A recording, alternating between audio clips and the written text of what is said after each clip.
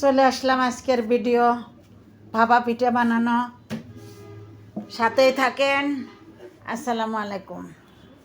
পিঠা কিভাবে বানাই? ভাপা পিঠা, শীত পড়েছে, হালকা হালকা খেজুরের গুড় তো নামেই নাই, তারপরেও নতুন পাতিল নিয়ে রাখছি যে খড়ির চুলায় ভাপা পিঠে বানাবো।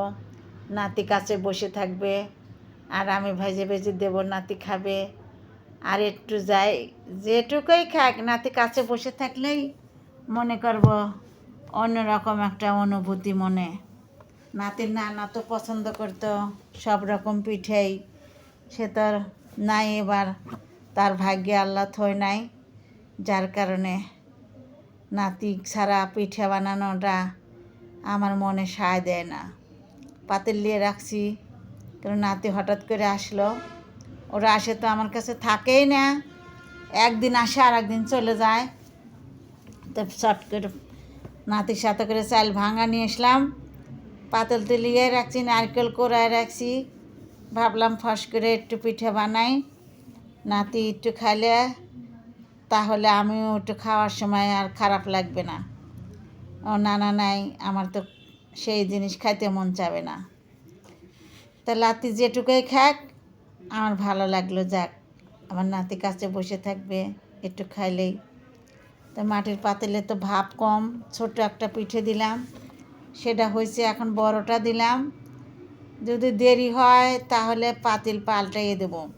মাটির পাতিলে, নতুন পাতিল তো ভাপ কম আসতেছে, তাই যে ভাপ কম আসে না পারে আবার পাল্টাইয়ে দিলাম।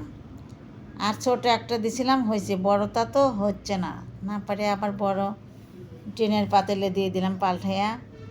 এখন ছোটটা নাতির সাথে করে খাচ্ছি, তাহলে আমার মনটা অনেক ভালো লাগতেছে। নাতি একশো একটা প্রশ্ন করতেছে, সেই প্রশ্নের জবাবটা তো দিচ্ছি।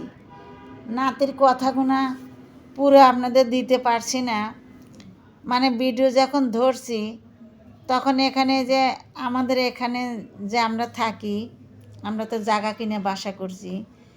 এখানকার মানুষ বছরে 3বার পিকনিক করে কক্সবাজার, সে বক্স বাজাতেছে, যার জন্য সরাসরি কথাটা দেওয়া যাচ্ছে না। বক্সের আওয়াজ আসে গেছে ভিডিওর মধ্যে, কথা বসায় দিচ্ছি। এখন আমার কথাগুলোই শোনেন, নাতির কথা শুনতে পারতেছেন না। নাতি বলতেছে, নানুমণি এত বড় পিঠে বানাচ্ছ তুমি?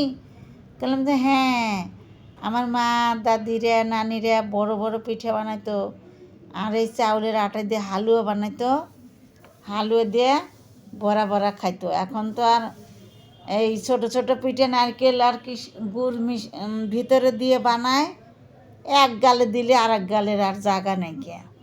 আর আগে এই বড় পিঠেই খাইতো মানুষ, 3 খান 4 খান করে খাইতো। এখন তো আর মানুষ অত খায় না, আগের দিনের মানুষ আর নাই কেউ, আর অত পিঠা মানুষ খায়ও না, এখন খায় একটু আটটু খায় মানুষ। তো এখন ওই করছে, নানুমণি এত বড় পিঠে, হাই গরম হাই গরম, দেখেন তো কী করতেছে।